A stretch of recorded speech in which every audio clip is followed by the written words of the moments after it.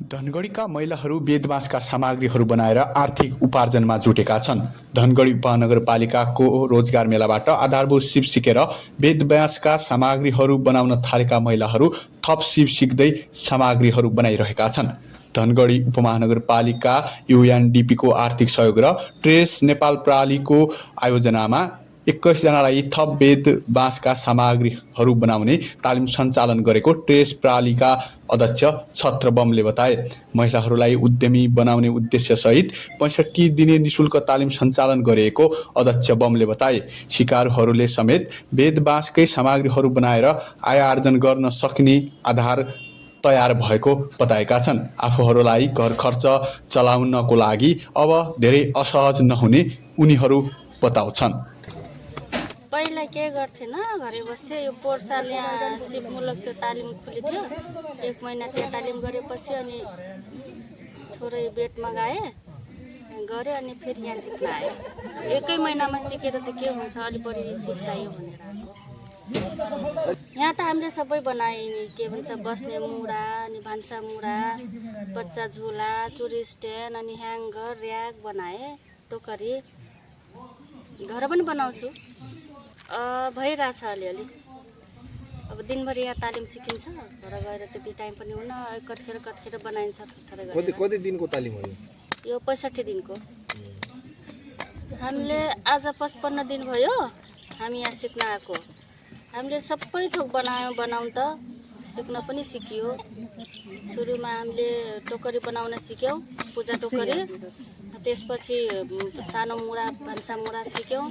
त्यसपछि अलि ठुलो मुढा, बाहिर बस्ने मुढा सिक्यौँ।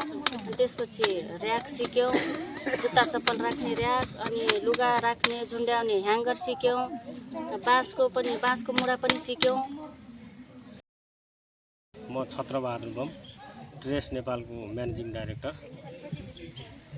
यो धनगढीमा केन्द्रीय कार्यालय छ। यो कार्यक्रम चाहिँ युएनडिपी र धनगढी उपमहानगरपालिकाको संयुक्त आयोजनामा ट्रेस नेपालद्वारा सञ्चालित सिप सम्बन्धीको कार्यक्रम हो। यसमा चाहिँ अहिले हामीले बेद बाँसको कार्यक्रमहरू, बेद बाँसहरू उत्पादन गर्ने, त्यसै गरी नर्सरी व्यवस्थापनको छ, त्यसै गरी अरू गरेर हामीले यसमा 60 जनाको अहिले कार्यक्रमहरू सञ्चालन भइरहेको छ। केराबाट उत्पादित वस्तुहरू, दुना टोकरीहरू, केराको कागजहरू, केराको रेसाहरूको कार्यक्रम चाहिँ फुलबारीमा सञ्चालन भइरहेछ।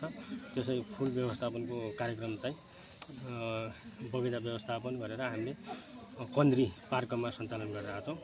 र यो उत्तरी बेडीमा चाहिँ अहिले बेद बाँसको तालिमहरू चलाइरहेको छ। यसमा चाहिँ 20 जना महिला दिदीबहिनीहरू हुनुहुन्छ भने 1 जना पुरुष हुनुहुन्छ। खुसीको कुरा के हो भने हाम्रो दिदीबहिनीहरूले चाहिँ यो सिप सिक्दै अहिले भर्खरै कैलाली उद्योग वाणिज्य सङ्घको महोत्सव भयो।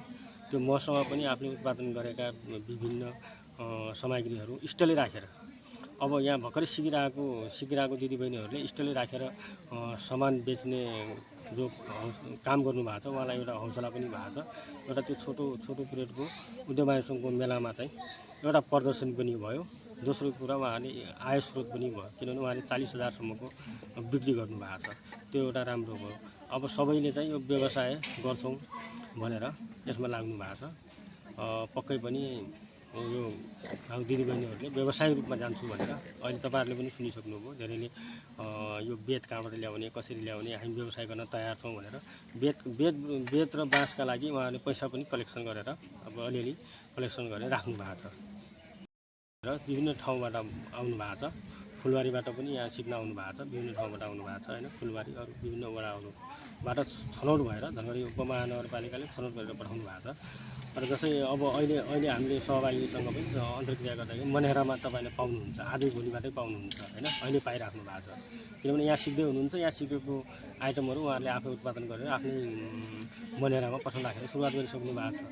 त्यसै गरी उहाँहरूले विभिन्न ठाउँमा, जस्तै अब यहाँ उत्तरी बेडीमा पाउनुहुन्छ, उहाँहरूले कुनै समूहमा गर्नुहुन्छ, कसैले सिङ्गल गर्छौँ भनेर उहाँहरूले व्यावसायिक तर्फ, किनभने अहिले त तालिमकै प्रक्रियामा छ नि त। अझै हामीसँग 7-8 दिन त तालिमै चलिरहेको छ, 7-8 दिन अझै बाँकी छ।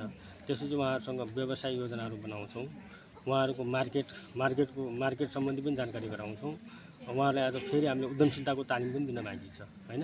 यो दिइसकेपछि उहाँहरूको बिजनेस प्लान लगानी कति हुन्छ, प्रफिट कसरी हुन्छ भनेर पनि उहाँहरूसँग हामी